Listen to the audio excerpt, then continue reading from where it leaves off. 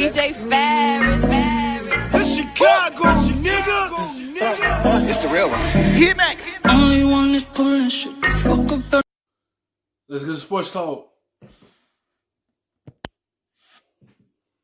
He himself has weighed in on Twitter. He tweeted, "There has to be a shift in the way of thinking. Rational must outweigh irrational. Justice must outweigh injustice.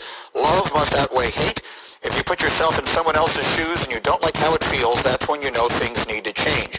I'm siding with my brothers that deal and continuously deal with things I will never experience. The injustice is clear and so is the hate. It can no longer be explained away. If you're still explaining it, check your heart and ask why." Again, those are the words of Trevor Lawrence, showing exemplary leadership off the field to align with what we have regularly seen from his leadership on the field. Trevor Lawrence is one of the most anticipated prospects in a very long time. For that part of the story, here's Laura Rutledge. I wanted to have a big impact as a freshman. When it was all said and done, Trevor Lawrence would be the first overall pick. If the rules were different, Trevor Lawrence might already be in the NFL, with certainty surrounding his upcoming season. Instead, he has another chance to prove it wasn't just one exceptional game. The Tigers reclaimed their crown by crushing Alabama. Oh, that game. A slaughtering of Alabama to win it all in the time Trevor Lawrence beat two top 5 opponents by at least 25 points in the span of 11 days. He was on fire. Trevor Lawrence is a freak. His sophomore season was different mostly because Lawrence was tasked with chasing his own greatness. His interception total doubled. His completion percentage just 51%. Always a double because he felt like the spotlight is on me. I have to go out here and at least be perfect. I had to try to do a whole lot. Instead, he just doing what he was doing his freshman year. Just settling down and reading the defense like you was as a freshman. Your sophomore year, you feel like you had to go in there and put everything on you. You did have to do that. You had E10 in the backfield. You had Higgins on the outside. You had the targets. You ain't had to go do a whole lot. You ain't had to put everything on you. And that's what he did. When the second half of the season, he finally realized, I don't have to put everything on me. That's when he settled down and started playing like a solid quarterback for them to be able to get them in the playoffs. Against top teams Ohio State and LSU. He had a career-high 10 off-target throws against the Purple and Gold Tigers in the national championship. You know, they beat us tonight. There's no excuses. Trevor Lawrence was human at times in 2019. Picked off as he makes a mistake. So unlike Trevor Lawrence. And also inhuman. Lawrence kicked downfield. That breaks the tackle. And it's still Lawrence. In 2020, Lawrence has a chance to prove once and for all he's at the top of the game and the top of the draft. So one of the most interesting storylines here with Mr. T and Ryan Clark back with us, and Mike Tanner, I want to start with you as an evaluator. If you were starting a franchise right now, and you could draft amongst all of the quarterbacks that exist, and literally putting everyone into the conversation, taking into account their age and everything else, where would Trevor Lawrence wind up going? Greedy, he'd be number 2 for me. It's Patrick Mahomes, draw a line. It's Trevor Lawrence, and maybe in that conversation, you would have Russell Wilson, Deshaun Watson. Aaron Rodgers, because of age, is probably out. Lamar Jackson's below that. There's other players I like a lot, like Carson Wentz, but durability becomes a factor. This guy checks all the boxes, and oh, by the way, he won't be 21 until October. He has all the physical attributes. You touched on his leadership already. This is a transformational talent who's lost one. And that's what you want in the locker room. That type of leader leading your team. If that present in your locker room, that would carry out on the field. And then he only lost one game as a starter. And that was the national championship game against LSU.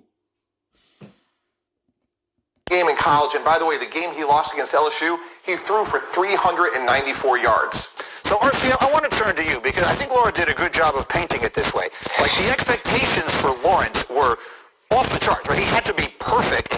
Otherwise, we'd think his season was a disappointment. So maybe it's unfair for me to say My perception of his season last year was that it wasn't spectacular. They didn't play great competition. His numbers weren't quite as good as we were expecting them to be.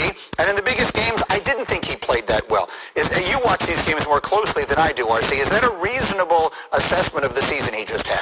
Listen, I mean, you know, I upset a lot of people the night after, or the morning after the national championship by saying I just didn't see it. No, I can't say this. I got to meet Trevor Lawrence before he got to Clemson, before his senior year. I was working at a camp and I was coaching 7-on-7 defenses. Justin Fields was my quarterback, and I watched Trevor Lawrence play. He has it all. He's tall. He has a cannon. He understands the game. But being on the sideline against LSU in the national championship, he was off and he wasn't good. And you can speak about 394 passing yards, but I'm talking about the errant throws. I'm speaking of having T. Higgins, who was an early second-round pick, and Justin Ross on the other side with Travis Etienne, and not being able to move the ball.